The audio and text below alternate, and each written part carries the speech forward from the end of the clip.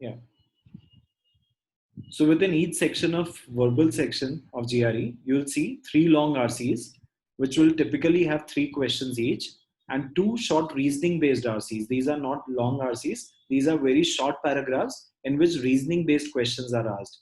Like what is the assumption author is taking, how we can strengthen this particular statement, how we can weaken the statement. These are short reasoning based RCs, which we'll be doing later on. Today our topic or agenda is about dealing with long RCs. So all in all, if you're seeing just the reading comprehension part, we'll have 10 to 11 questions from GRE-RC in every section. So total that would be 20 to 22 questions in your examination, right? So you might be knowing that everybody will either face 2 verbal section in GRE or 3 sections, depending upon what was your first section in examination. किसी के लिए 2 verbal sections हो सकते हैं, किसी के लिए 3 verbal section हो सकते हैं. For the ones who are not clear about this particular agenda, this concept of GRE, you can just go through my GRE verbal introduction video in which we have discussed how the exam is designed, how many sections and questions are coming, what is the time that is allotted to you. In that I have discussed this particular part. So this is a random pattern. For some students it could be 2 verbal section, for certain students it could be 3 verbal section in the examination. Obviously the one who is facing 3 verbal section, for them one of the verbal section will not be scored in the exam. So again it will be just 2 verbal sections that will be scored. So उन 2 verbal section के हिसाब से मैं आपको बता रहा हूँ कि all in all you'll have 20 to 22 questions from reading comprehension out of 40 questions. Rest of your questions will be coming from text completion and sentence equivalence. So almost 50 to 55% questions are coming from your reading comprehension, which makes it scoring as well as little challenging, especially for the ones who are not into good reading habits. When I say good reading habits, it doesn't mean that you have read a lot. Good reading habits का मतलब ये नहीं कि आपने 100 books पढ़ ली हैं तो you have good reading habits. Good and active reading habits, what is happening is that most of the reading which we have done so far in our life has been interest driven. अभी तक हमने वही किया है ना. For example, Arnav said that I am reading Game of Thrones. So just looking at that web series Game of Thrones, he might have got intrigued, and that's what motivated him to read that book. And it has a story and very interesting plot which is going on. There's suspense, there's thrill in that. Characters are pretty interesting, and that is what that will keep you glued to that particular story or book, right? Unlike your passages, unlike these books, your passages are going to be very tedious and boring to read. ये passages उस तरीके के नहीं होंगे, interesting बिल्कुल नहीं होंगे. They'll be full of some jargons, some field specific information would be given to you. हो सकता है ऐसे बहुत सारे topics या area से आए जो आप usually avoid कर देते थे.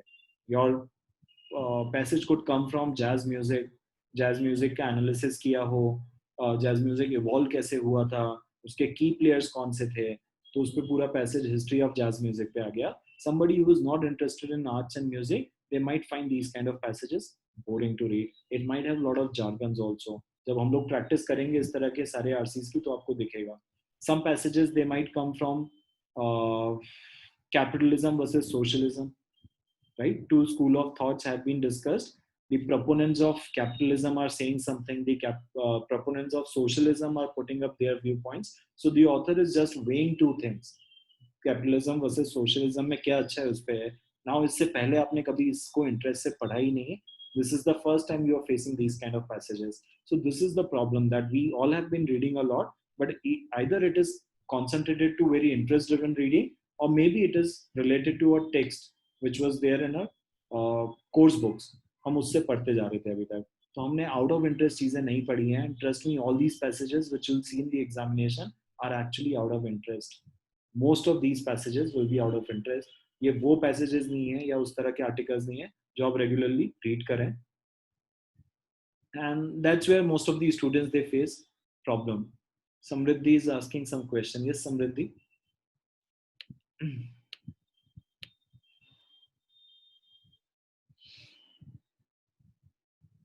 Manhattan, Samriddhi has a question that Manhattan mock test, how reflective they are.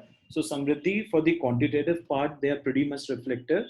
For their verbal section, especially when it comes to their text completion and sentence equivalence, they are not reflective of actual GRE examination. So the verbal part of Manhattan examination, I do not trust.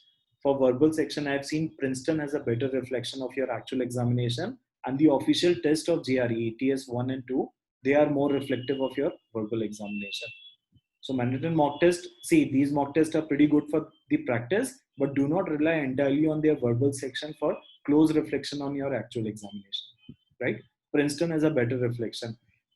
I wouldn't say it's easier or hard. It's just that they are testing you on very different difficulty level, which your actual GRE will not be testing you on. Like I told you, Manhattan, it tries to make your options very complicated by using a lot of difficult and obscure vocabulary, which is not the case with your actual examination, right?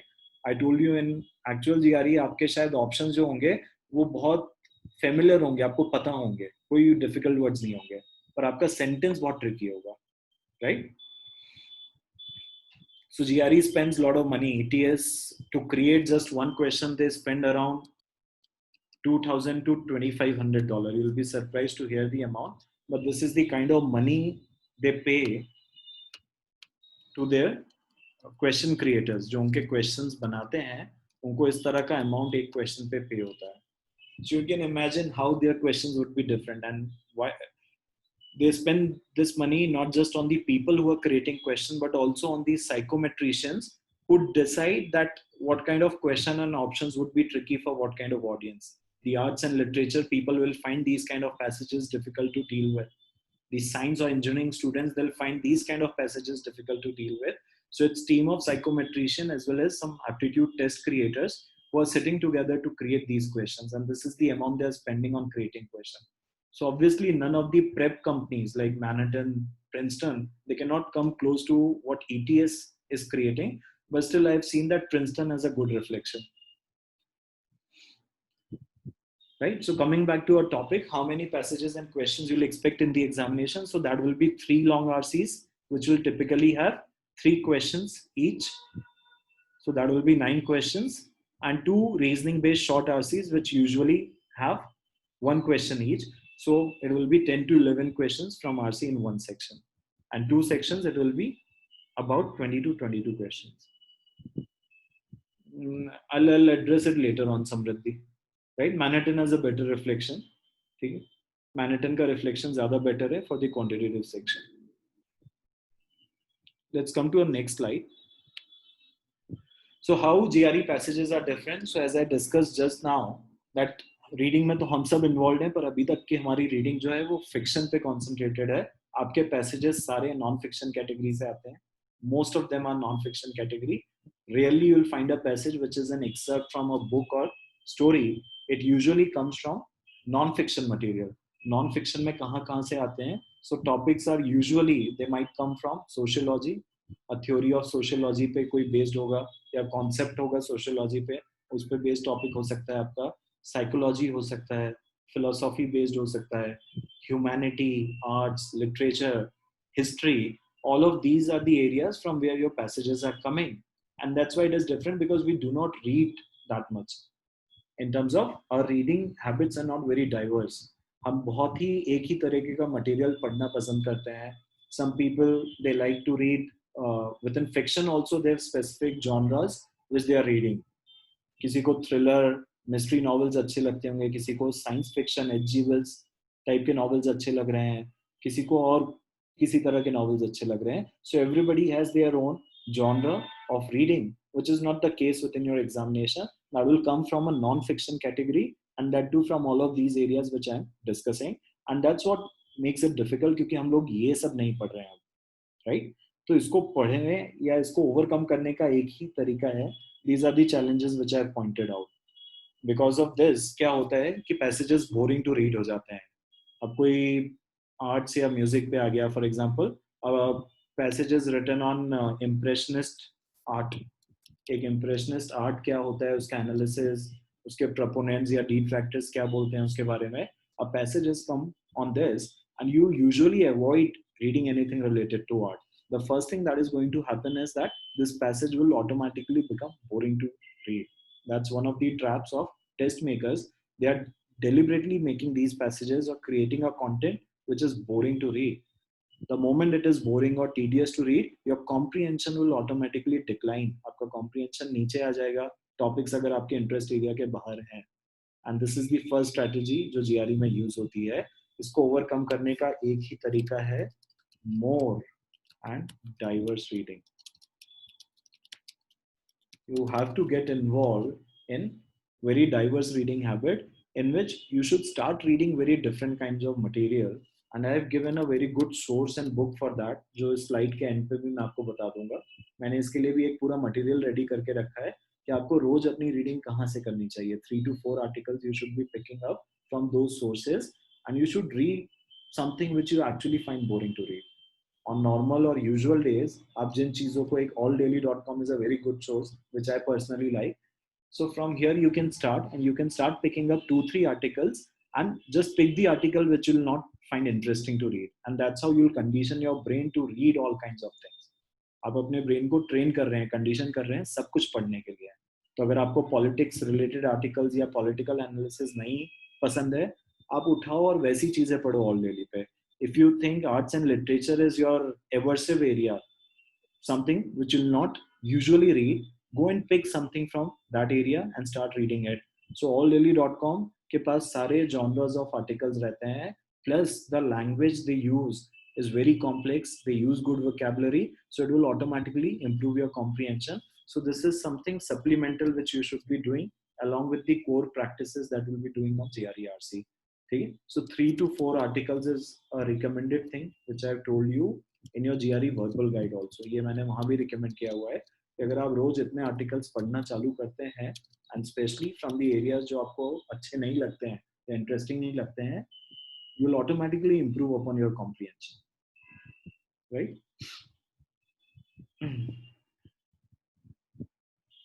Next slide पे आते हैं. सो passage types आपके कैसे आते हैं examination में. So as I have said, मैंने आपको कुछ सोर्सेज तो बता ही दिए हैं पैसेजेस के कि they may come from psychology, philosophy, economics, anything, right? But if I try to categorize them into broader category, so there are basically two categories which will exist for the passage types. One is exposition and the other is argumentation. So exposition passages, and trust me, most of the passages that you'll see in the examination, they are exposition. So exposition होते हैं जिसमें आपको, they are kind of informative passages in which they are talking about a phenomenon, they are trying to make you familiar with it. ठीक है, कुछ हो रहा है उसके बारे में आपको बताया जा रहा है. सो दे आर डिटेल ओरिएंटेड होते हैं, फैक्ट्स कुछ दिए होते हैं, राइट? कुछ डेटा आपको दिया होता है चीजों का. इस तरह के बहुत सारे पैसेजेस दिखेंगे, या किसी का व्यू पॉइंट समझाया जाता है एक्सपोजिशन में. ठीक है, व्यू पॉइंट ऑफ समवन, कि हिटलर की आइडियोलॉजी के ऊपर पैसेज लिखा हुआ है, तो that has been written from Hitler's view point, that what his agenda was, what he used to think, why he had taken, why he had done all those things. तो ये उसके view point पे उन्होंने बताया होगा. तो this will be exposition. In most of these passages you will find that the tone of the author is disinterested tone. Disinterested tone क्या होता है? जिसमें आप कोई स्टैंड नहीं ले रहे हो, आप सिर्फ अपनी ऑडियंस को बता रहे हो चीजें जैसी हुई थी, right? Newspaper articles are supposed to use a disinterested tone, right? They are exposition kind of tone होनी चाहिए, neutral, right, आयुषी? जिसमें आप कोई sides नहीं ले रहे हैं, आप चीजें वैसी बता रहे हैं जैसे हुई थी, राइट? जैसे आप इवोल्यूशन ऑफ मैनकाइंड समझाना चाह रहे हैं अपनी ऑडियंस को, कि मैनकाइंड, हम लोग कैसे एग्जिस्टेंस में आए और हमारा इवोल्यूशन और ग्रोथ कैसे हुआ है.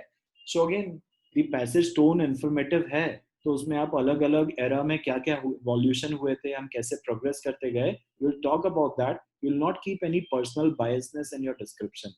You will not say what theory you did not like, right? Or if you are not happy with the explanation of evolution or something, तो आप अपना पर्सपेक्टिव नहीं बताते हो, आप सिर्फ बताते जाओगे कि डार्विन ने क्या कहा था अपनी थ्योरी में, राइट? किसी और somebody like Galileo, what he has said about evolution of mankind. So you're just putting perspective and viewpoints of people, but you're not explaining, you're not putting your viewpoint anywhere within the passage. So most of these passages कैसे होते हैं? Exposition होते हैं, detail oriented होते हैं, informative होते हैं, या डिटेल्स उसमें छुपी रहती हैं.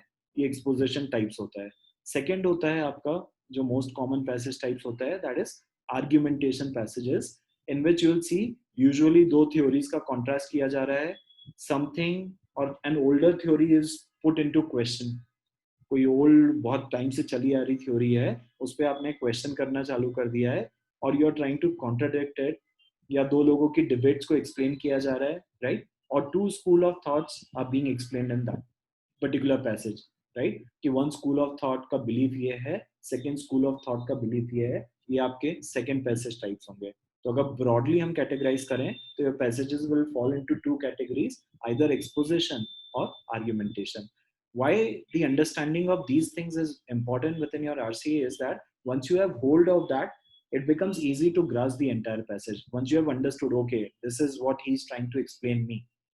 ये कोई फिनोमिनन बताने की कोशिश कर रहा है, कोई नई चीज आई है, या किसी के बारे में हमें डिटेल्स देने की कोशिश कर रहा है, तो वी कैन इजीली कैटेगराइज, अच्छा ये डिटेल ओरिएंटेड पैसेज है, इसमें ये बताया जा रहा है, या किसी ऑथर का व्यू पॉइंट समझाने की हमें कोशिश की जा रही है, राइट.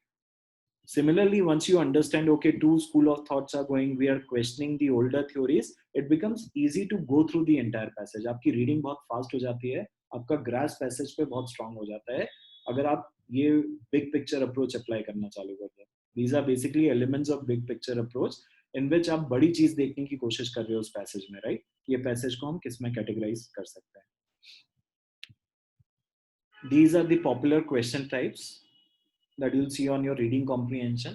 आपके जो हर पैसेज पे यूजुअली 3 to 4 क्वेश्चंस आते हैं, वो सारे क्वेश्चंस इन्हीं क्वेश्चन टाइप्स में से आएंगे. The most common and popular question types with that is main idea, purpose, title और primary concern of the author. ठीक है, ये सब एक ही तरह के क्वेश्चन है जिनको वेरिएशन के साथ पूछा जाता है. या तो कभी उसकी वर्डिंग मेन आइडिया की तरह होती है, what is the main idea of the author, या what is the purpose of the author who has written this passage, what title suits the passage, what is the primary concern of the author when he has written this passage. So all of these are same kinds of question written with different wording. So again, मुझे personally लगता है ये questions आपके कभी गलत नहीं जाने चाहिए, ये भी आपके स्कोरिंग क्वेश्चंस होते हैं. एंड अगेन, अगर आप बिग पिक्चर अप्रोच फॉलो कर रहे हैं कि ये बड़ी चीज क्या बोल रहे हैं, अच्छा they are talking about evolution of mankind. So that is the main idea. The author who has written this passage, he has written it with the intention of making his audience aware about how evolution of mankind has taken place, right? अगर उसने कोई debate और theory पे लिखा होता तो उसने शायद हम पढ़ते से ही समझ जाते बिग पिक्चर अप्रोच पे कि वो ये बता रहा है कि चार्ल्स डार्विन की थ्योरीज में क्या लूप होल्स है, या उसके सपोर्टर्स क्या बोलते हैं, राइट, और उसके डिट्रैक्टर्स या क्रिटिक उसकी थ्योरी में क्या खामियां बताते हैं. So that will become the argumentative passage, right, in which two opposite sides or two school of thoughts have been discussed. So ये big picture approach apply करना बहुत जरूरी है. और ये questions अगर आपके गलत जा रहे हैं, main idea और primary concern, that means our comprehension is actually lacking. हमारा comprehension बहुत weak है, हम बड़ी बात समझ ही नहीं पा रहे कि वो passage क्यों लिखा गया है. Just to give you an example, today we are doing this class on reading comprehension, right? So my agenda or my purpose is what? To make you aware about what GRE reading comprehension is about, what kind of questions you'll see in the examination, what will be the strategies. So our whole idea to take this session is to understand GRE reading comprehension. Similarly, somebody who has written that article will have an agenda. तो वो आपको समझना है, that is the main idea or purpose. So I think these are pretty scoring questions and बहुत common type है, आपको हमेशा कोई RC पे इस तरह का question मिलेगा. The second question types is lookup details or matchmaking question, which again I think are the most scoring questions within your examination, right? इसमें आपको सिर्फ details lookup करनी होती है. For example, इसमें वो लोग इस तरीके का question put up करते हैं. I'm just typing it.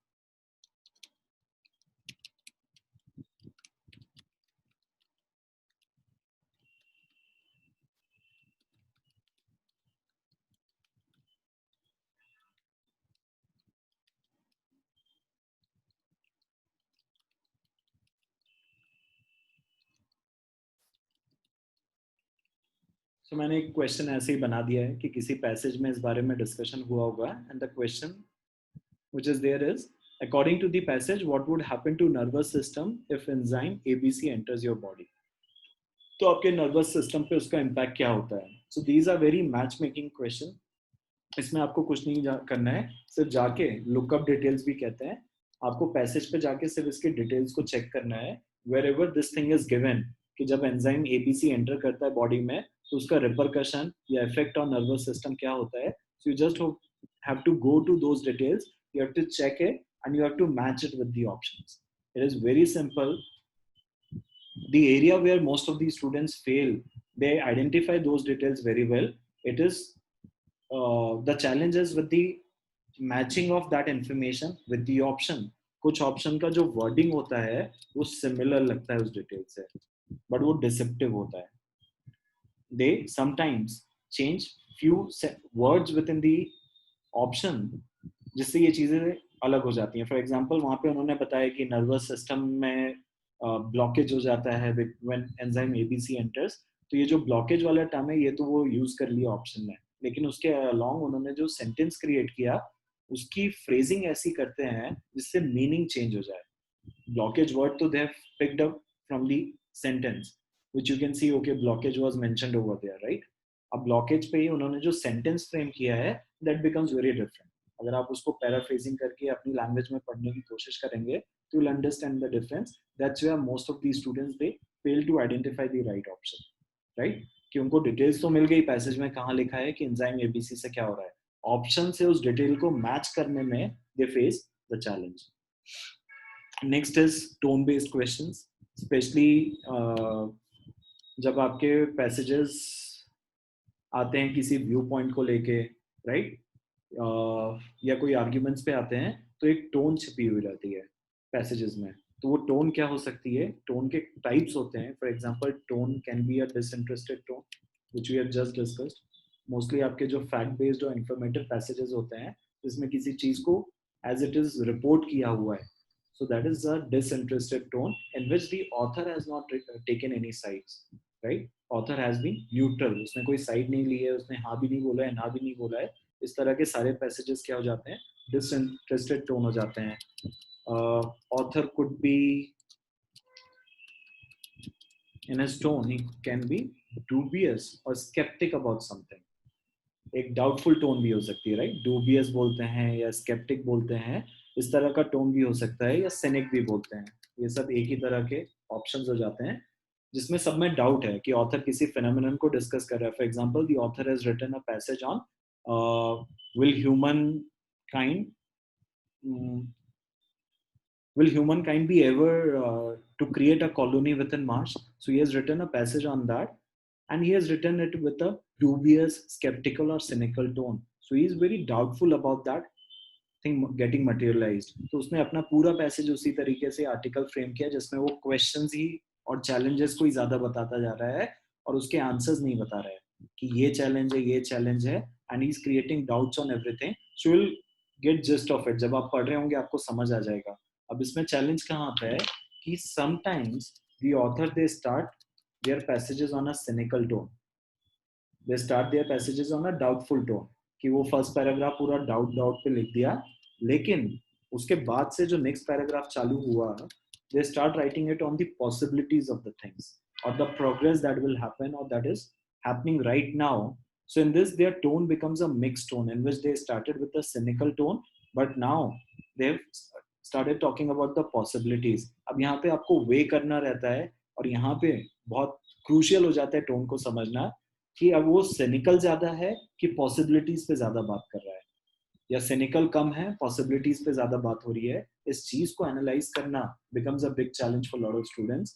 And यहीं पे बैलेंस लैंग्वेज को समझना या टोन को समझना becomes very pivotal, becomes very important in these reading comprehension questions. ये सबका प्रॉब्लम एरिया है. टोन बेस्ड क्वेश्चंस तो फिर भी बहुत लोग कर लेते हैं, लुकअप डिटेल्स भी कर लेते हैं. The first one main idea, infer about facts and opinions. This is the problem area for many students. Infer about facts and opinions. We'll see these questions. हम लोग इसमें से एक दो questions उठा के आज देखने वाले हैं कि किस तरीके से एग्जाम में आते हैं. तो you'll get an idea about it. Infer about facts का मतलब ये होता है कि आपको वहाँ पे कोई फैक्ट दिया हुआ था. मैं आपको छोटा सा एक एग्जाम्पल देता हूँ जिससे ये चीज क्लियर हो जाएगी. ये मैं आपको शायद पहले भी एक बार क्लास या सेशन में दे चुका हूँ. आपको पैसेज में एक इन्फॉर्मेशन दी है, एक मूवी के बारे में रिव्यू दिया हुआ है, एंड दिस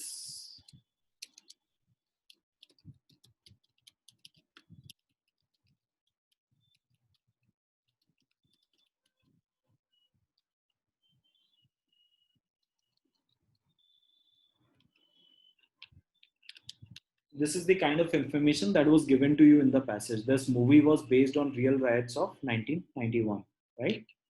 अब आपसे इन्फर द फैक्ट का एक क्वेश्चन आएगा जिसमें आपसे पूछा जाएगा कि which of the following according to the passage can be inferred, which of the following according to the passage can be inferred. अब उसमें एक ऑप्शन हो सकता है जो इस तरीके का होगा,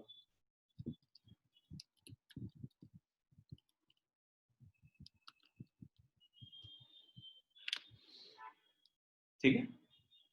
अब 1990 अगर आप देखोगे तो पूरे पैसेज में आपको कहीं पे भी डेट 1990 मेंशन ही नहीं है। ये ईयर अगर आप मैच करना चाहोगे, if you go with the approach of look up details of matchmaking, you will see that 1990 is a date which has not been mentioned in the entire passage, right?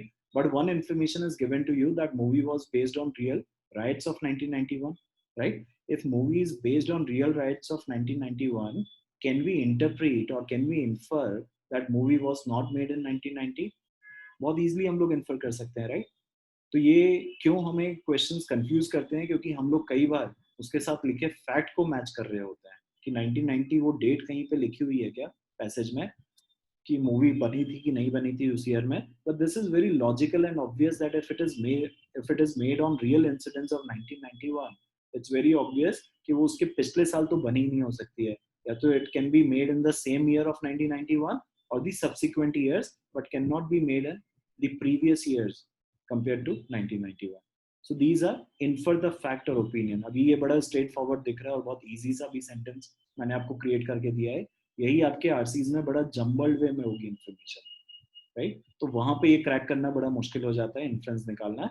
इसी तरीके से opinion पे भी inference पूछी जाती है, right? कि author के ये सारे क्वेश्चंस हम देखेंगे जब will start practicing the passages, you will come across all of these question types. Then structure और organization of the passage पूछा जाता है कि ये पैसेज किस तरीके से लिखा हुआ है, राइट? तो ये आपका बहुत कुछ हल हो जाता है अगर आप मैपिंग स्ट्रेटेजी सीख जाएं, जो भी हम डिस्कस करेंगे आने वाली स्लाइड्स में।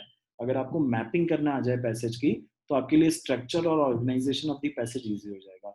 स्ट्रक्चर ऑर्गेनाइजेशन का मतलब है उस पैसेज का फ्लो कैसा जा रहा है, right? So first paragraph started about a controversial theory. The second paragraph talked about why that controversial theory is incorrect. The third paragraph offers an alternative approach to that. And the fourth paragraph is offering a reconciliation to both the theories. So this is my organization or structure of the passage. This is how it is written. तो अगर आप mapping करेंगे, we'll understand what exactly is a mapping strategy. ये हम आने वाली slides में देख लेंगे, बट ये ऑर्गेनाइजेशन बेस्ड क्वेश्चंस आपके होते हैं. Then next is analogy based questions. Analogy questions होते हैं जिसमें आपसे बोला जाता है कि जैसी चीजें पैसेज के अंदर हो रही थी, same logic is being used in a different situation. Same logic is being used in different situation. उसके आपके ऑप्शंस दे दिया जाता है. फॉर एग्जांपल, अ बिजनेस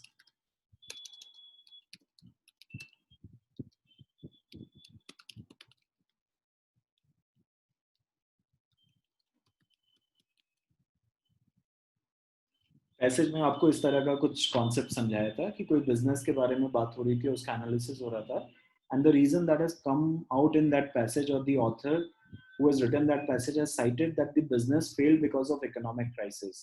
जो इकोनॉमिक सिचुएशन थी वो टर्बुलेंट थी उस कंट्री की, एंड इस कारण से जो भी वो बिजनेस था, एविएशन बिजनेस था और some other business, it has failed because of those economic crisis.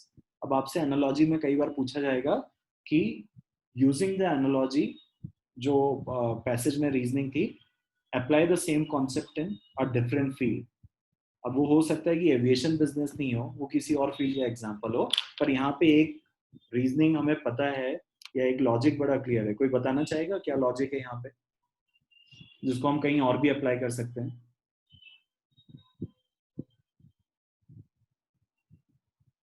Business fail because of the economic crisis, इसमें क्या लॉजिक है जो हम कहीं और भी अप्लाई कर सकते हैं, या क्या रीजनिंग है which can be applied to other fields also. So within this particular sentence, I can see that that particular business did not fail. Yes, it failed due to crisis. So that means business का inherently कोई shortcoming नहीं थी. उस business की inherently कोई shortcoming नहीं थी. Outside उसका जो डिजास्टर हुआ है बिजनेस का या फेल होने का जो रीजन है, वो क्या हो गया? एक्सट्रेनियस है. It is extraneous, it is coming from outside, it is not intrinsic. So if I've understood this logic right there, it is because of external factors. So I may use this particular analogy in a different situation, right? Where I'm saying that somebody has got a disease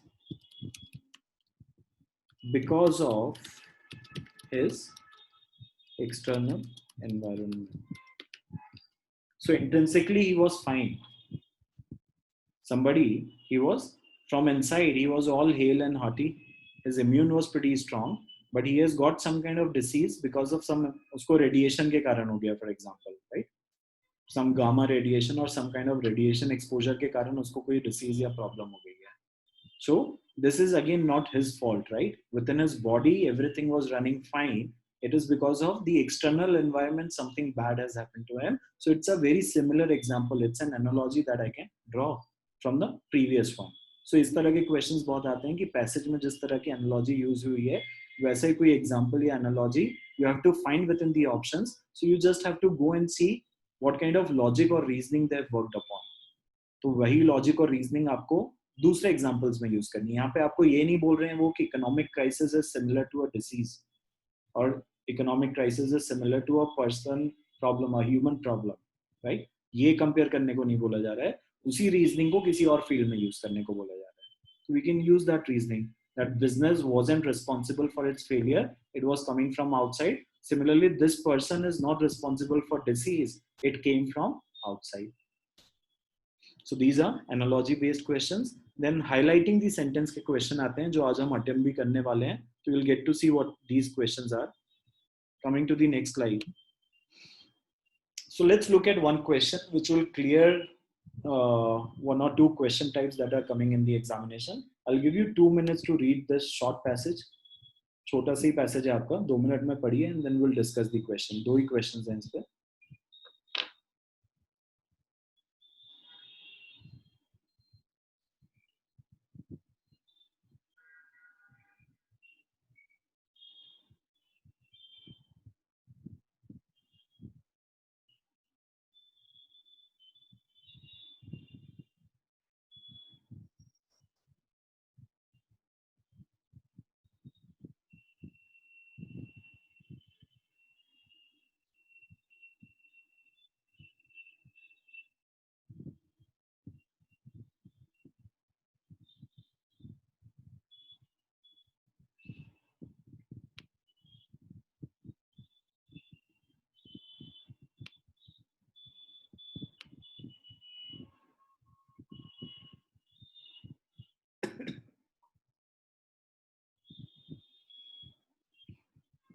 अब किसी भी passage में आप ये signal words को बहुत ध्यान दीजिएगा. सिग्नल या इनको ट्रांजिशनल फ्रेजेस कहते हैं हम लोग.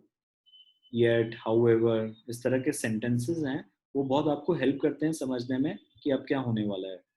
So if you have read until work of their work तक अगर आप पढ़ चुके हैं तो यू माइट हैव अंडरस्टूड कि इस फिजिसिस्ट का व्यू पॉइंट क्या था about deep things and science. So about deep thing and science he is saying is they are done or they are found not because they are useful, they are found because it was possible to find them, right? So this is what his version is. And now when they are using word yet in the sentence, they'll bring some contrary viewpoint now, right? So they are saying in a talk in 1945 to the association. अब ये पता है जो scheme में आपको strategy समझा रहा हूँ, आगे मैं बताने वाला हूँ आपको स्ट्रेटेजीज, उसमें स्किम स्ट्रेटेजी आएगी. स्किम में ये सब बातें आप भुला सकते हो, छोड़ सकते हो कि ये टॉक कहाँ पे हुई, 1945 में हुई. ये ईयर आपको याद रखने की जरूरत नहीं है. एसोसिएशन ऑफ जो भी ये नाम दिया हुआ है, ये नाम भी आपको याद रखने की जरूरत नहीं है. इनफैक्ट आपको इस पर्सन का नाम भी Robert and whatever the last name is, you don't have to remember this entire term, you don't have to even read it. if you are reading these terms, you are actually wasting your time.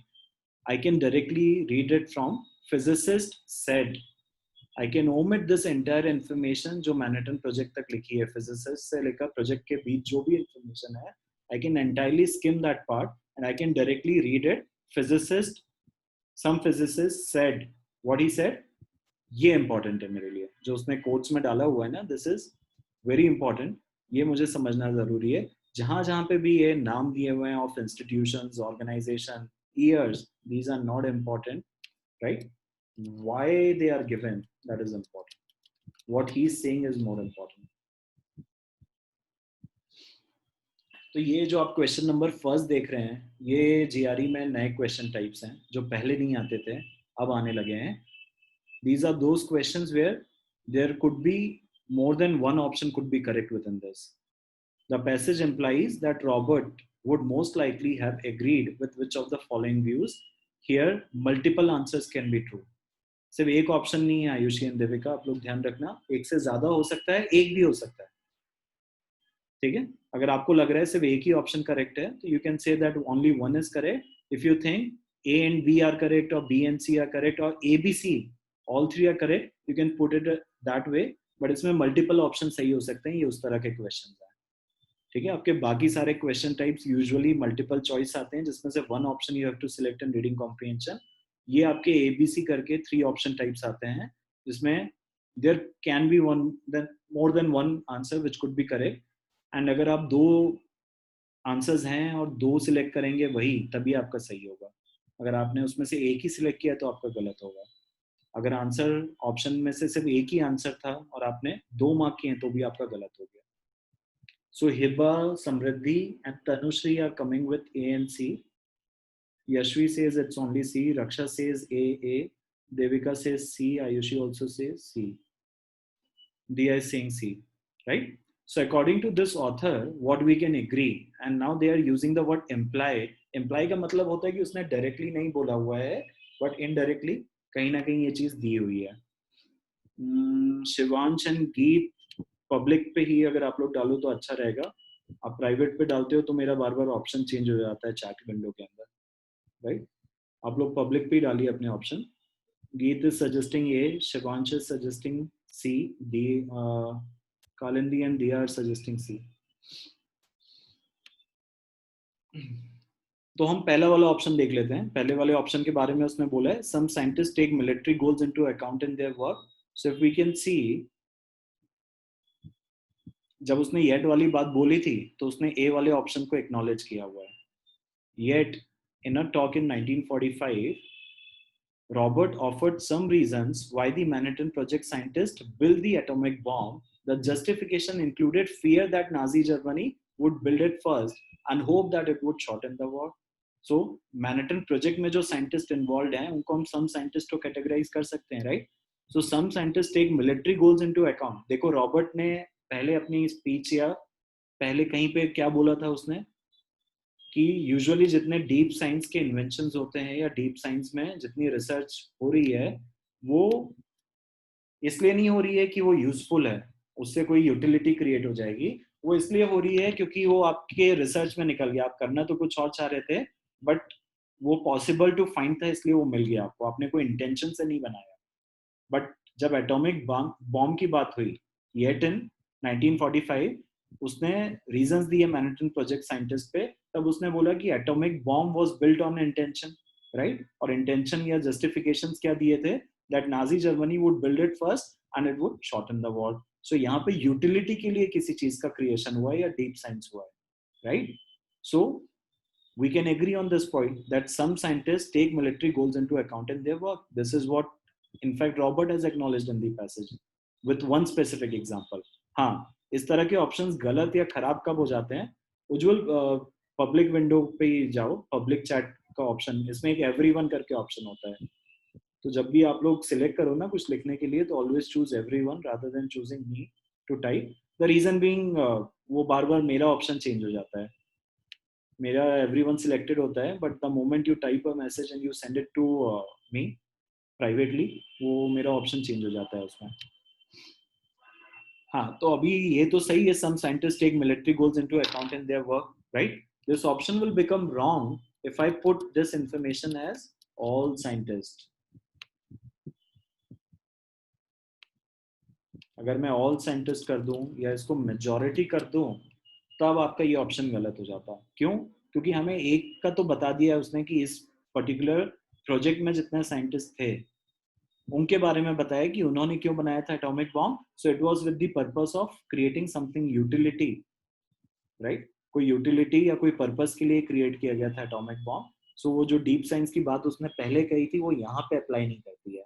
Right? तो few cases में नहीं करती है, we can agree. यही अगर language अगर हम modify कर दें और इसको मैं ऑल साइंटिस्ट कर दूं, या majority of scientist take military goals into account in their work, this will become mere exaggeration. This is, आप एग्जेजरेट कर रहे हो उस बात को या फैक्ट को जो उसने ऊपर रखा था, आप उसको बढ़ा चढ़ा के बताने की कोशिश कर रहे हो, राइट? तो ए तो आई एग्री, ए जितने लोगों ने कहा है आपका आंसर सही है। लेट्स सी अगर कोई और ऑप्शन अप्लाई कर पा रहा है। B says deep things in science are not useful. मेरे ख्याल से बी पे कोई भी एग्री नहीं करता है, right? Deep things in science are not useful, ऐसा उसने कहीं पे भी डायरेक्टली या इनडायरेक्टली नहीं बोला हुआ है। They are just playing with the language. कैसे कर रहे हैं, यहाँ का सेंटेंस आप पढ़िए। जो मैं आपको कह रहा था ना कि इन्फॉर्मेशन को मॉडिफाई कर लेते हैं, कुछ कीवर्ड्स उठाते हैं, they modify the information the way it was presented. यहाँ उन्होंने डीप थिंग्स लिखा है, यहाँ भी डीप थिंग्स है। यहाँ पे आर नॉट लिखा हुआ है, यहाँ पे भी आर नॉट लिखा है। यूजफुल, आर नॉट यूजफुल, यहाँ पे भी आर नॉट यूजफुल लिखा है। So it seems like that we are making a match. हमें ऐसा लगने लगता है कि हम मैच क्रिएट कर रहे हैं, राइट? दिख रहा है ना आपको ये चीज? Deep things and science are not useful. So it seems like ये बात तो उसने ऊपर बोली है, deep things and science are not useful. Let's look at that sentence again. Deep things and science are not found because they are useful. They have changed the phrase. दोनों का meaning अगर हम हिंदी में समझें, तो नीचे जो ऑप्शंस में लिखा है वो कहता है कि जो डीप थिंग्स हैं ये मैटर नहीं करती साइंस में। डीप थिंग्स का इन्वेंशन या discovery they do not matter in science, ये नीचे वाला ऑप्शन कहता है। ऊपर वो कह रहा है कि जो डीप थिंग्स इन साइंस है उनको इसलिए नहीं खोजा जाता है क्योंकि वो यूजफुल है। डीप थिंग्स इन साइंस को इसलिए नहीं खोजा जाता है, या वो इन्वेंशंस इसलिए नहीं होते हैं क्योंकि वो यूजफुल है। वो आपकी जर्नी में ही हो जाते हैं। आप कुछ एक्सप्लोर कर रहे होते हो, वो एक्सप्लोर, उस एक्सप्लोरेशन में वो अपने आप चीजें बाहर आ जाती हैं। ये पॉइंट वो पुट अप कर रहा था, right? So they've changed the language and they've used the keywords from the passage. That is how they try to trick you, right? किसी को नहीं समझ आया ये पॉइंट, आप उनसे वापस पूछ सकते हैं। ठीक है, पॉइंट बस यही है कि सेम वर्डिंग्स यूज करी हैं but created a different sentence out of it, which has change the meaning of the author. आप कभी भी ऑथर का इंटेंडेड मीनिंग नहीं चेंज कर सकते हैं। पैसेज में जिस टोन पे या जिस चीज पे लिखा हुआ है, you can not change that thing within the option. Let's come to option C. The everyday work of scientist is only minimally involved with ethics. I think he has already mentioned this part. Oppenheimer asserted that ethics, philosophy, and politics have very little to do with day-to-day work of the scientist, and scientists could not rationally be expected to predict all the effects of their work. This thing is already given, so I can very well say A and C are my answers. I'm sorry, right? So all the ones who have said A and C, your answers are correct. And the ones who couldn't get it right, I think you might have understood what went wrong. ठीक है? सी तो बिल्कुल match making था। सी में तो हमें बहुत ज्यादा एक्सप्लोर करने की जरूरत नहीं थी। सी एज इट इज दिया हुआ है, राइट? ए हमें एग्जाम्पल के थ्रू दिया हुआ था, उसका एक एग्जाम्पल दिया हुआ था मैनहट्टन प्रोजेक्ट का। So A was given through example, and B को तो पूरा ही ट्विस्ट और मॉडिफाई कर दिया। That's why we will keep this out. So A and C is my answer, right? अब इन क्वेश्चंस पे टिपिकली एक फॉलो अप क्वेश्चन आता है जब भी आपके पास ये मल्टीपल चॉइस वाले क्वेश्चन होंगे।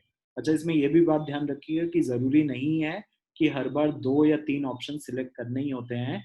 In fact your B and C could have been wrong, right? या आपका ए और बी गलत हो सकता था, सिर्फ सी भी आंसर हो सकता था। तो ये जरूरी नहीं है कि आपको एक से ज्यादा ही आंसर क्लिक करना है हमेशा। You have to just click whatever applies. It could be 2 option, it could be 3 option, it could be just 1 option.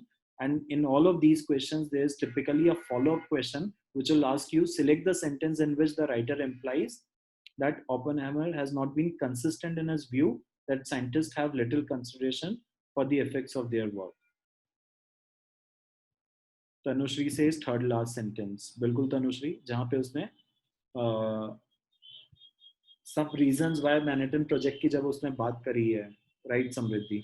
Yet के बाद वाला जो पार्ट है पूरा सेंटेंस में, बिल्कुल बिल्कुल। अब आप लोग इस चीज के लिए वरी मत करिएगा कि मुझे सिर्फ एक ही लाइन सिलेक्ट करनी है, मुझे कहाँ करनी है। जब आपका एग्जाम चलेगा या आप प्रैक्टिस टेस्ट भी देंगे, तो विद इन स्क्रीन आप जहाँ पे भी अपना, जस्ट अ मोमेंट, हाँ, आप स्क्रीन पे जैसे ही कहीं पे भी कर्सर रखेंगे ना, वो अपने आप from one period to other period, that means एक full stop से लेकर अगले full stop तक वो automatically उस sentence को capture कर लेगा जहाँ पे भी आप अपना cursor रखेंगे. So you don't have to worry कि मुझे particular lines को highlight करना है. The moment you take it to yet, it will automatically contain everything which is starting from yet to the period which will be coming next. तो मेरे ख्याल से यहाँ पे full stop आया ही नहीं है यहाँ तक, right? War तक full stop ही नहीं था. So that means this entire sentence will be taken into consideration. सही है आप लोगों के आंसर्स. तो समझिए ये बहुत ही छोटा पैसेज था and simple to start with. कितने लोगों को इसका भी लैंग्वेज कॉम्प्लेक्स लगा है?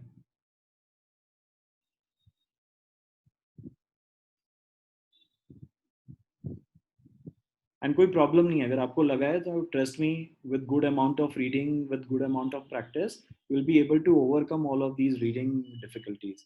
अगर आपको नहीं भी समझ आया या चैलेंजिंग लगा ये पूरा पैसेज समझने में, सो दिस वाज, ये पैसेज क्या है अबाउट, इफ यू रिमेंबर मैंने आपको 2 कैटेगरीज ऑफ पैसेज बताया था. ये कहाँ फॉल कर रहा है कैटेगरी में? जहाँ पे व्यू पॉइंट डिस्कस होते हैं. मैंने आपको बताया था ना, कुछ में कंपैरिजंस होंगे, कुछ में कॉन्ट्रास्ट होगा, कुछ में डिटेल्स होगी. ये फिजिसिस्ट का व्यू पॉइंट बताया गया है कि वो डीप साइंस के बारे में क्या सोच रखता है. So at one point he is thinking, और basically he thinks that deep science is about finding something that is not useful, but you're finding something not because it is useful but because it was possible to find them. ठीक है, क्योंकि एक possibility थी और वो exploration में अपने आप निकल के बाहर आ गई. येट के बाद उसने इस बात को बदला और उसने बताया कि कुछ ऐसे भी केसेस हैं जब डीप साइंस ने काम किया है for a specific purpose. So deep science has found things because they were useful also. So this was one very small passage. Let's go to our strategies to crack long RCs. जब आपके बड़े passages आते हैं, तो बड़ा छोटा passage था, इसमें आप लोगों को ज़्यादा डिफिकल्टी नहीं आनी चाहिए. बट जब लॉन्ग RCs आते हैं वहाँ पे कई लोगों के लिए बहुत सारी चीज़ें चैलेंजिंग हो जाती है. कुछ चैलेंजेस तो हमने ऑलरेडी डिस्कस किए, जैसे कि पैसेजेस जब आपके आउट ऑफ इंटरेस्ट एरिया से आ जाए तो it becomes boring to read. So one of the tricks that you can do to yourself to overcome those challenges is develop genuine interest in reading that you can start from now. आप ऐसा सोचो कि जो भी नया content है, अभी हमने जैसे लास्ट पैसेज पढ़ा तो हमने एक फिजिसिस्ट के बारे में सुन लिया या पढ़ लिया. आप ऐसा सोचो वो आपके इंटेलेक्चुअल नॉलेज में आ गया है कि जो ये फिजिसिस्ट था Robert, this is what his view point was about deep science. He used to think that deep science में जितने एक्सप्लोरेशन या फाइंडिंग्स होती हैं वो आउट ऑफ यूटिलिटी नहीं होती हैं, they happen in the process. ठीक है, वो ढूंढी जा सकती थी इसलिए अपने आप हो जाती है. सो we have come to know about viewpoint of this particular gentleman or this scientist. This has added something to our intellectual ability. Next time in our college or university when we go, if people are discussing something about Robert, we'll have an idea about who this person is, what he used to think, right? तो आप उस नज़र से पढ़ लो, आप interest driven बनाने की कोशिश करो. आप ऐसा सोचो कि आज मुझे कोई नया नॉलेज गेन होने वाला है इस रीडिंग से. From that point of view आप पढ़ने की कोशिश करो. या फिर आप ऐसा भी सोच सकते हो, this is one thing which I have personally experience, और ये मेरी स्ट्रेटेजी है जो लास्ट में लिखी हुई है. Imagine a friend who needs to be explain, who needs to be explain this. तो आप ऐसा सोचो, because I have realised whenever it comes to making somebody understand something, आपने बचपन से अभी तक ये चीज कई बार देखी होगी कि अगर आप किसी को कोई चैप्टर, कोई कॉन्सेप्ट, कोई मैथमेटिकल प्रॉब्लम समझाने की कोशिश करते हो, you will realise that you become better at it. Suddenly एक सेंस ऑफ रिस्पॉन्सिबिलिटी आ जाता है किसी को समझाने का आपके ऊपर. तो आप अपने आप ही उसके एक्सप्लेनेशन में अच्छे हो जाते हैं, आप अपने आप ही उसके कॉम्प्रिहेंशन में और अच्छे हो जाते हैं, आपका ग्रास्प उस टॉपिक पे और स्ट्रॉन्ग क्रिएट हो जाता है. So that sense of responsibility actually drives you, it forces or motivates you to read it better, to understand it better. So this is one of the strategies you can use. That ऐसा सोचो कि आपका दोस्त बैठा है जिसको बैठ के मुझे ये पैसेज का जस्ट या summary I have to explain it to him what this passage is, right? Even with that intention एक इंटरेस्ट आ जाएगा. ये जो मैं आपको टिपिकल 2-3 स्ट्रेटेजीज फर्स्ट पॉइंट पे बता रहा हूँ, this is just to stimulate your interest so that you do not find those new passages boring to read. आप इसमें से जो आपके लिए एप्लीकेबल हो, जो अच्छा लगे, you can use those strategies. The second strategy which I recommend is to dissect the genre of the passage just like a movie. Movie में हम देखते हैं ना कि कोई मूवी थ्रिलर है, सस्पेंस है, साइंस फिक्शन बेस्ड है, राइट? तो सिमिलरली आप अपने पैसेज के जॉनर को डाइसेक्ट करें कि ये इंफॉर्मेटिव बेस्ड पैसेज है, आर्ट्स लिटरेचर पे है, हिस्ट्री ऑफ समथिंग है, two school of thoughts discuss हैं, ऑथर का perspective on controversial thing discussed है, या कोई कॉम्प्लेक्स फिनोमेनन डिस्कस्ड है. So this is how you try to dissect the genre of the theory of the passage which is given to you, कि वो big picture क्या है उसको आपको देखने की कोशिश करना है कि बड़ा बड़ा किस बारे में आपका लिखा हुआ है, right. Next strategy which you should be using is think why the author has written this, what information he wants to convey to his readers. As I previously mentioned, I am taking this particular session class to make you understand the strategies within reading comprehension. Similarly, somebody who has written that passage is conveying a information. अब उस नजर से सोचो कि ये इसने क्यों लिखा होगा.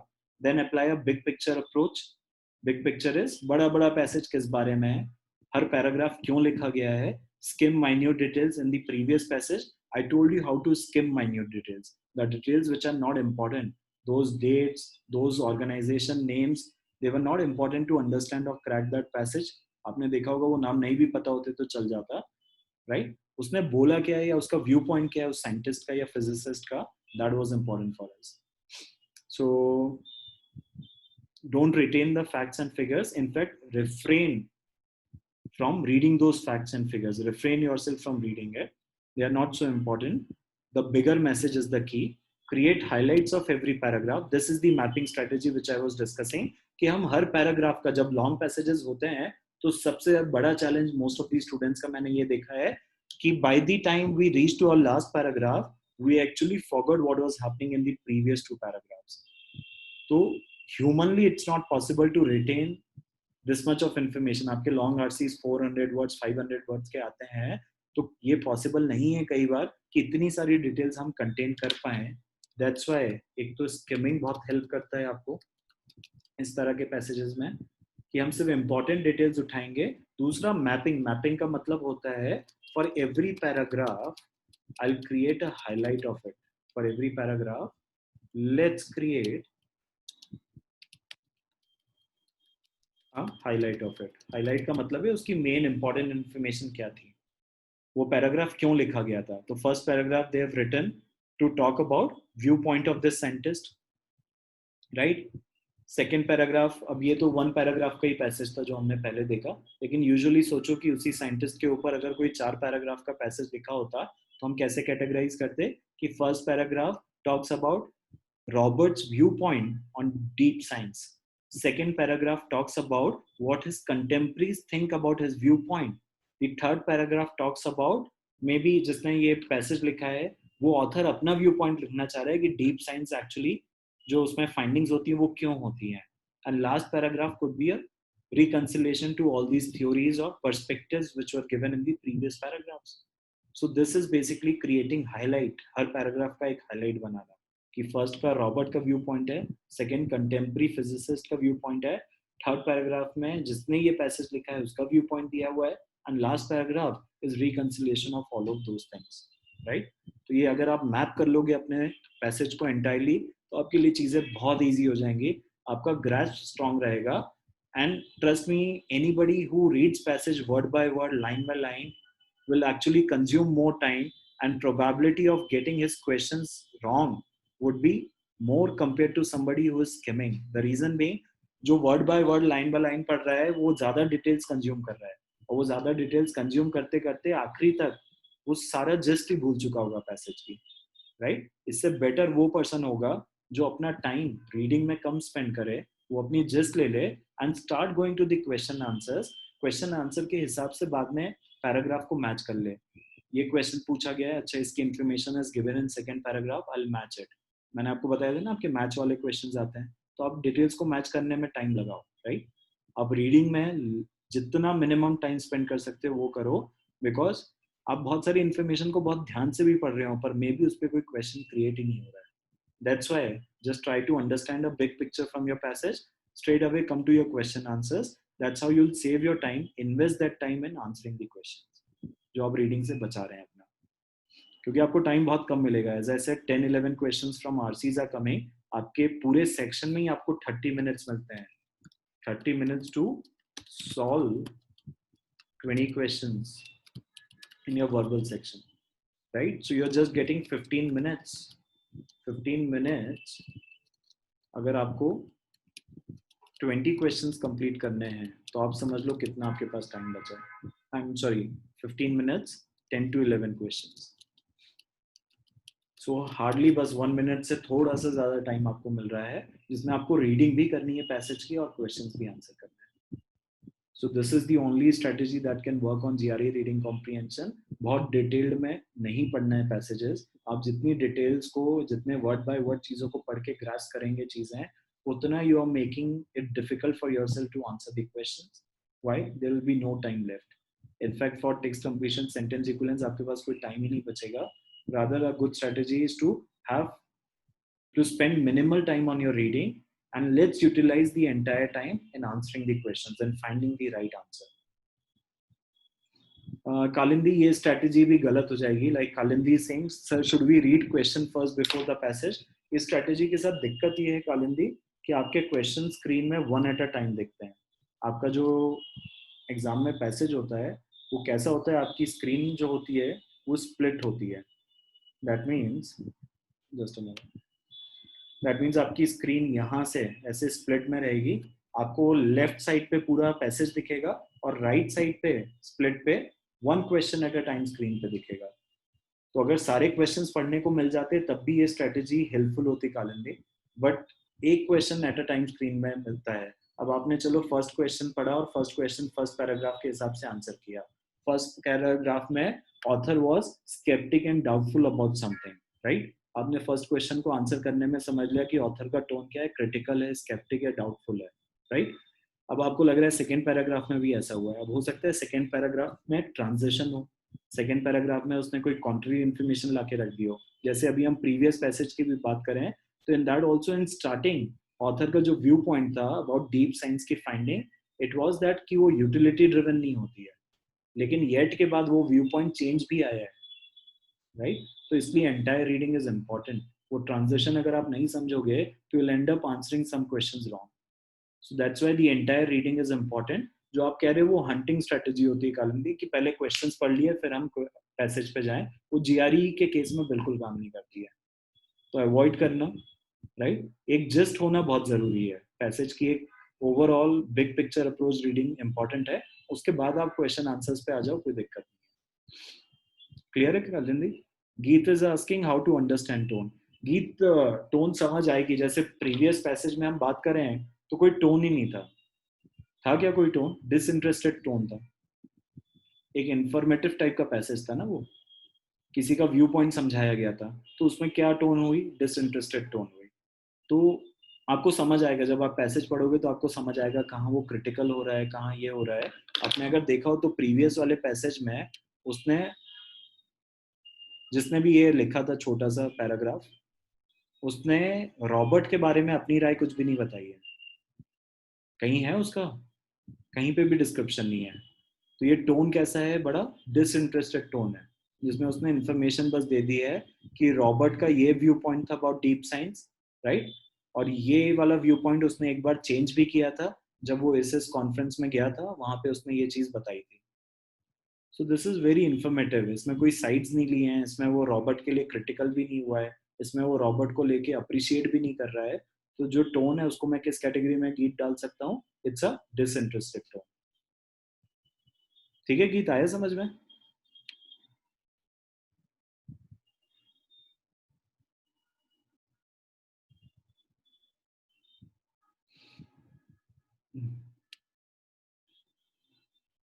So ये highlights of every paragraph that mapping strategy is important. And always remember, most of your questions are not testing you on what is written, but why is it written? What information is author conveying through this? Is he critical or appreciating is? What things can make him unhappy? ये सब analysis आपका चलते रहना चाहिए जब आप पढ़ रहे हो. So why it is given is far more important, right? What is written से ज़्यादा why it is written. Signal words हमेशा ध्यान रखिए। सिग्नल वर्ड जैसे अभी येट आया था तो उसी तरह के सारे सिग्नल वर्ड्स होते हैं, मोर ओवर, हाउएवर, नेवरदलेस। सो मोर ओवर अगर कोई यूज कर रहा है तो हमें पता है कि वो प्रीवियस बात को ही और स्ट्रेस कर रहा है, is putting more emphasis on the things which he was mentioning in previous lines. However and yet if he is using anywhere in the sentence, then obviously he is trying to contradict to what he was saying earlier.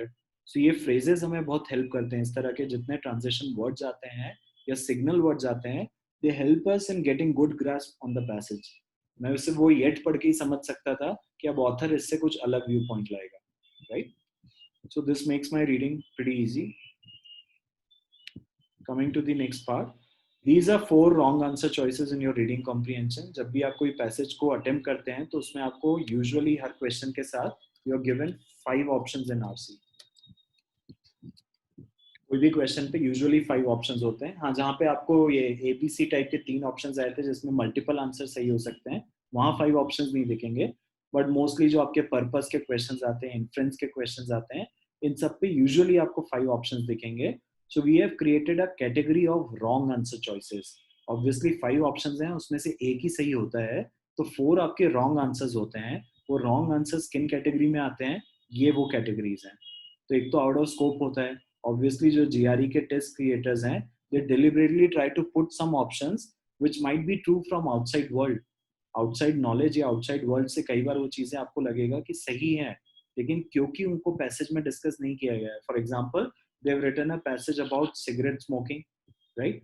They have not mention anywhere about lung cancer within the passage. कहीं पे बात ही नहीं हुई है उस बारे में, लेकिन उन्होंने बाकी हजार्ड्स बता दिए हैं. Breathing problems, blood pressure, diabetes. They mention a lot of problems associated with smoking, but they haven't discussed lung cancer anywhere, right? Now a question is being asked to you, what could be the hazards of smoking according to the passage? अगर lung cancer option में दिया भी है and this comes true from your outside knowledge, still you cannot apply it.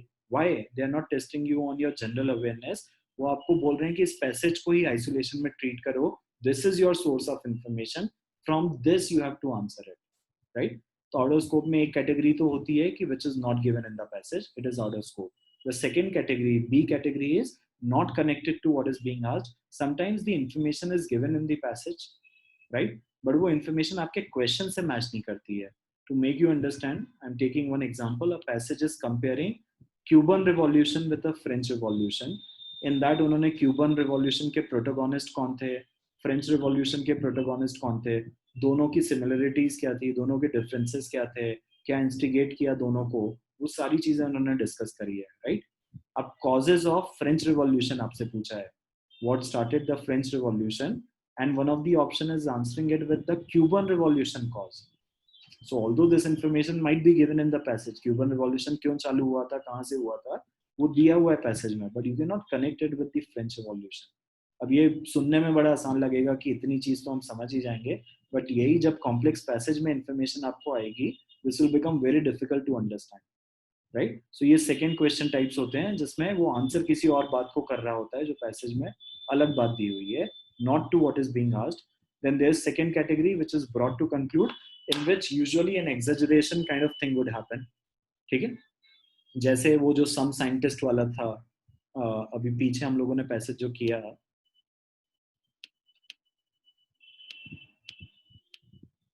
इस सम scientist को अगर मैं all scientist कर दूं और मेजॉरिटी साइंटिस्ट कर दूं, तो मैं क्या कर रहा हूँ, इन्फॉर्मेशन को बढ़ा चढ़ा के बोल रहा हूँ. ऑथर ने तो सिर्फ एक ही एग्जांपल यूज किया था ऊपर बताने के लिए, राइट? कि वो जो मैनहट्टन की कॉन्फ्रेंस हुई थी उसमें उसने ये जाके बोला था कि atomic bomb was made for a special purpose, right? तो ये एक कॉन्फ्रेंस में उसने उन साइंटिस्ट का व्यू पॉइंट समझाने की कोशिश करी थी. But can this be applied to all? No, we can not do that generalisation. If we are doing it, it is too broad to conclude. It is basically an exaggeration of the information. हम उसका scope को broaden कर रहे हैं. Similarly, narrow to conclude भी option होता है जिसमें बात तो कुछ बड़ी हुई है पैसेज के अंदर, लेकिन जो आपका ऑप्शन है वो बड़ी छोटी सी डिटेल को बता रहा है. आपका passage 4 paragraph, for example first paragraph started on Charles Darwin की theory on evolution, right? Second paragraph किसी और की थ्योरी को बता रहा है, थर्ड पैराग्राफ किसी और की थ्योरी को बता रहा है, और फोर्थ भी किसी और की थ्योरी को बता रहा है. अब आपसे पूछा हुआ है what is the purpose of this passage. If the option says to explain the limitations of Charles Darwin theory, so this is just about first paragraph. It is not applicable to second, third, fourth, fifth paragraph. So this will become what? Narrow to conclude information. It is just contained in your first paragraph, cannot be applied to other paragraphs. तो आपके जो ये बहुत सारे purpose वाले question हैं उनमें आपको कई बार narrow to conclude options बहुत मिलेंगे. And they look very tempting क्योंकि आपका पैसेज चालू वहां से हुआ था, तो आपको लगता है जब बात ही चार्ल्स डार्विन से चालू हुई है, so maybe this option is correct, which is not the case. You have to, that's why I am saying, एक स्ट्रेस जो मैं डाल रहा हूँ कि आपको एंटायर रीडिंग बहुत जरूरी है. आप पूरा पैसेज पढ़ के ही क्वेश्चंस को अटेम्प्ट करें. ठीक है, क्वेश्चंस पढ़ के पैसेज वाला काम मत करिएगा, you lose out on that big picture approach. Then ambiguity in the language, ये भी हम लोगों ने अभी इसका छोटा सा एग्जांपल देखा. जब हमने ये क्वेश्चन अटेम्प्ट किया तो इसने लैंग्वेज के साथ प्ले करके उसको एम्बिग्यूअस बनाया है. Deep things and science are not useful. इसी सेंटेंस इस फ्रेज को यहाँ से पिक किया, deep things and science are not found because they are useful. They cleverly eliminated word not found and they directly created a sentence, deep things are not useful. Found को हटा दिया sorry इन्होंने, ठीक है, और because वगैरह की information हटा के सीधे ये सेंटेंस क्रिएट कर दिया, which has changed the entire meaning. This is typically your fourth option, ambiguity in the language. Language को ट्वीक और ट्विस्ट इस तरीके से कर दिया है कि now it has become confusing and it is not conveying the same information that was there in your passage. And as I said, intention of the author cannot be changed ever. आप उसका intention कभी change नहीं कर सकते. जिस वे में language use हुई है आपको उसी तरीके से ऑप्शंस को पिक करना है. हाँ समृद्धि, ये ट्रैप्स है ना, ये ट्रैप्स हैं सारे, रॉन्ग आंसर चॉइसेस हैं अपनी. तो 5 में से अगर हम 4 आइडेंटिफाई कर लें कि वो इनमें से किस कैटेगरी में आता है, तो हम by elimination we can always come to one right option. देखो 2 तरीके हैं ना क्वेश्चंस को डील करने के, या तो आप डायरेक्टली आ पाते हो राइट ऑप्शन पे तो it's fine, otherwise this is basically an elimination technique in which you are trying to find what answers can be wrong based on these broader categories. कि अच्छा ये आउट ऑफ स्कोप है, इसको बाहर कर देते हैं, ये तो बात को बढ़ा चढ़ा के बता रहा है, इसको बाहर कर देते हैं, इसने तो लैंग्वेज ही ट्विस्ट कर दी है, this is ambiguity in the language, you can keep this one out. So this is how you are working on your elimination technique basically. Clear है? किसी को कोई क्वेश्चन है तो आप पूछ सकते हैं. चलिए एक फटाफट इन्फ्रेंस बेस्ड क्वेश्चन हम लोग कर लेते हैं. पढ़िए ये वाला आप. इन्फ्रेंस पे एक क्वेश्चन है, अगेन छोटा सा टेक्स्ट आपको दिया हुआ है, छोटा सा पैराग्राफ है, इस पे एक इन्फ्रेंस का क्वेश्चन है.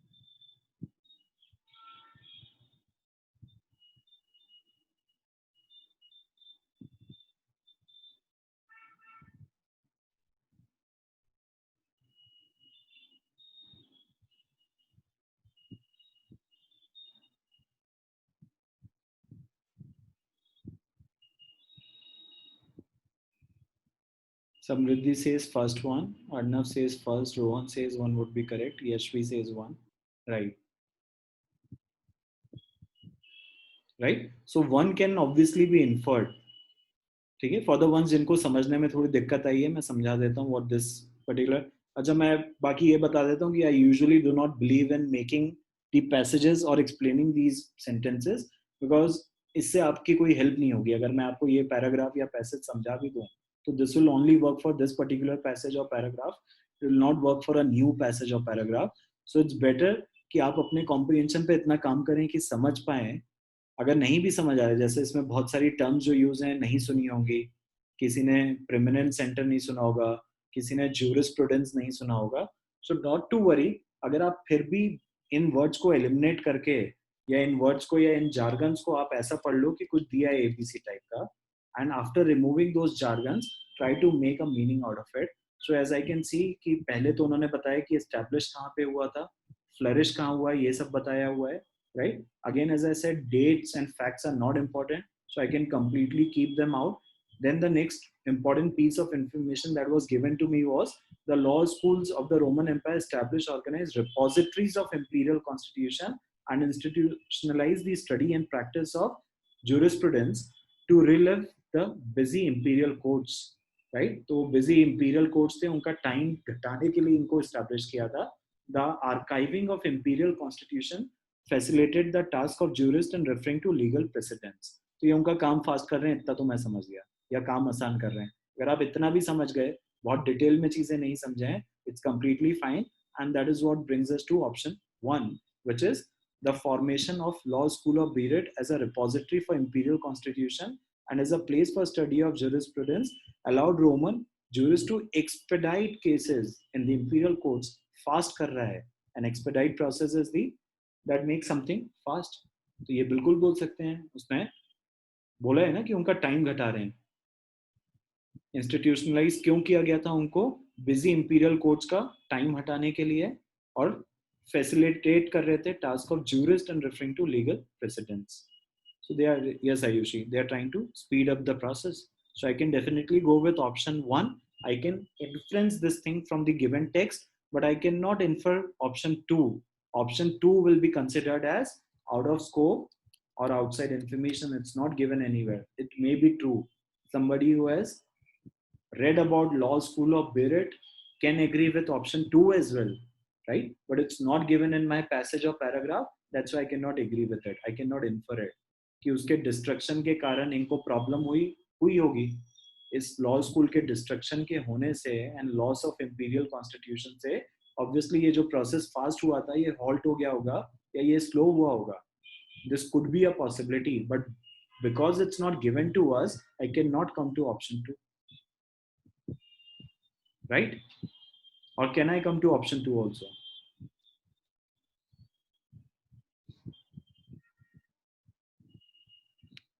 देखो एक चीज है जो आप लोग ध्यान रखना, वैसे तो इस केस में सिर्फ ऑप्शन 1 एप्लीकेबल है, right?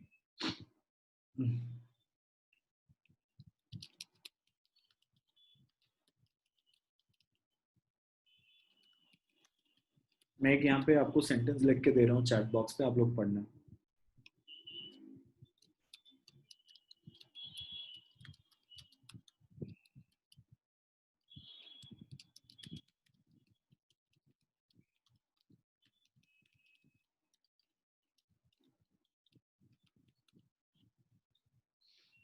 Some ABC thing is making the process faster than before.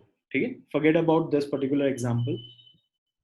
Now ABC has been removed. Can we infer that process has become slower? Yashvi is saying not necessarily. No. अच्छा ऐसा बोलें कि सिर्फ ABC को remove किया है, बाकी external factor same है देविका. इन दैट केस देखो ABC के इंक्लूजन से the process became faster than before, right? Now we have just removed ABC and we have kept all other elements same.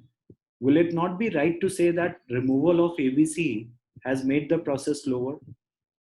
When the inclusion of ABC made the process faster, would it not be right to or correct to say that removal of that ABC can make the process slower?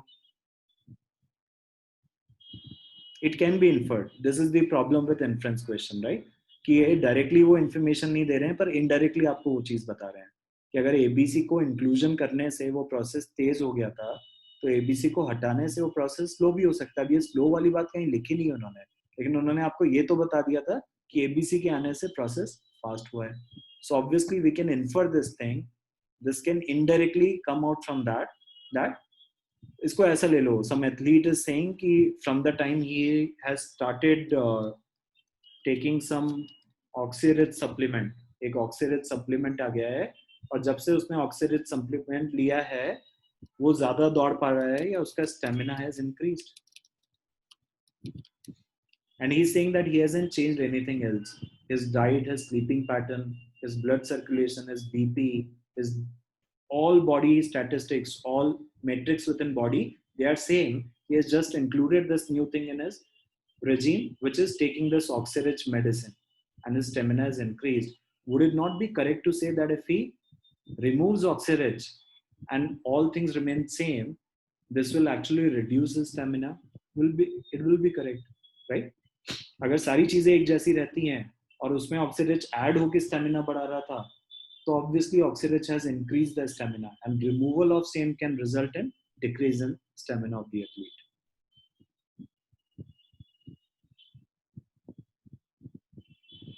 हाँ, जब तक देविका उतनी information हमारे पास नहीं हो तब तक जाना मुश्किल हो जाएगा.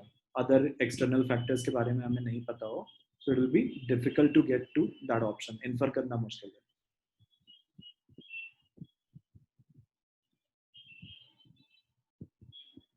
ठीक है, जो कि इस केस में हो रहा है. हमें पता नहीं है कि बाद में क्या हुआ है. Right, this could have been the result. जो सेकंड वाला कह रहा है कि इसके रिमूवल से वहां पे हुआ होगा, लेकिन डेफिनेटली हुआ है कि नहीं पता, क्योंकि हो सकता है इस सिस्टम के बाद किसी और चीज ने भी उसको रिप्लेस किया हो. जो destruction of law school of Beirut हुआ हो, उसके बाद if something else has replaced it, some other institution or system has replaced that particular law school of Beirut, then maybe जो administration of law and justice उस पर decline नहीं आया हो. Maybe they found a way to manage it. That's why definitely उसको हम infer नहीं कर सकते अभी सेकंड वाले इन्फॉर्मेशन को. But the example which I gave you, in that can be inferred, because I am particularly saying that we have kept other elements same. External elements same रखे, हमने कुछ चेंज नहीं किया है. Right, so in that particular example it's easy to infer. Clear है आप लोगों को? अब बहुत लोगों का क्वेश्चन है कि हम कॉम्प्रिहेंशन कहाँ से और कैसे इम्प्रूव करें. तो मैंने आप लोगों को आपकी जीआरई वर्बल गाइड के अंदर एक रीडिंग सोर्स दिया हुआ है, वो आप लोग क्लिक करिएगा, जिसका नाम वोकैब इन कॉन्टेक्स्ट है. फाइल का नाम वैसे तो वोकैबुलरी इन कॉन्टेक्स्ट है, बट आप उसमें जाएंगे तो उसमें बहुत सारे रीडिंग की वेब लिंक्स और सोर्सेज मैंने आप लोगों को दिए हैं, जहाँ से you can pick articles from different areas. उसमें psychology, history, philosophy, arts, literature, हर तरह के पैसेजेस की लिंक्स दी हुई हैं. वहां से you can start reading your articles. ensure that you are reading at least 2 articles from those sources every day, and that's how you can condition yourself to understand. For the students who found it very difficult to understand these 2 small paragraphs or passages जो भी हमने उठाए हैं, again आपका 1 month में ये comprehension improve हो जाएगा अगर आप डेली अपनी रीडिंग अच्छी करना चालू करो. So far हमारी जो रीडिंग है वो restricted to course content, book material, or maybe it is driven by something out of interest. Books हम पढ़ रहे हैं, जो नॉवेल्स पढ़ रहे हैं वो इंटरेस्ट ड्रिवन है, उसको ब्रेक करना है हैबिट को, और अब वो पढ़ना है जो हम नहीं पढ़ते हैं यूजुअली. दिया ये पूरा प्रेजेंटेशन ही मैं दे दूंगा, और ये जो बुक है ना वोकैब इन कॉन्टेक्स्ट, ये आपके स्टडी मटेरियल के अंदर आपको दिख जाएगा. ये file, when you go to your study material within your batch में आपके पास ऑप्शन रहता है स्टडी मटेरियल का. When you go there is a file by name vocab in context. Right, और बाकी ये प्रेजेंटेशन तो मैं आपको भेजूंगा ही, तो यू कैन ऑलवेज यूज. मैं यहाँ पेस्ट भी कर देता हूँ ये link.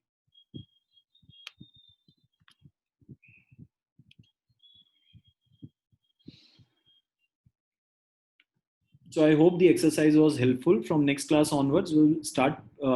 I'll start taking reading comprehension, and I'll start bringing very different kind of passages in the class, which will help you understand what is your problem area. आपको history passage ज़्यादा डरावने लगते हैं कि science based passages difficult लगते हैं, या literature passages, ये आपको समझ आने लगेगा.